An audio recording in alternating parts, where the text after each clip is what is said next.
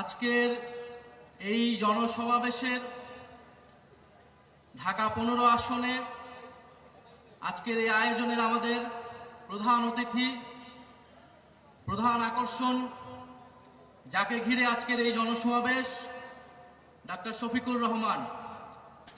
উনি বাংলাদেশ জামাতে ইসলামের সংগ্রামী আমির। তবে এতটুকু পরিচয় ওনার জন্য বর্তমান বাংলাদেশে যথেষ্ট নয়। 10 দলীয় নির্বাচনে ঐক্যের প্রধান কাণ্ডারি, ফ্যাসিবাদ বিরোধী লড়াইয়ের অন্যতম বীর সেনাপতি, যিনি এই বাংলার মাটিতে দাঁড়িয়ে নির্যাতিত হয়েছেন, ফ্যাসিবাদের বিরুদ্ধে লড়াই করে গিয়েছেন, কারাবরণ করেছেন, মজলুম জননেতা হিসেবে আত্মপ্রকাশ করেছেন।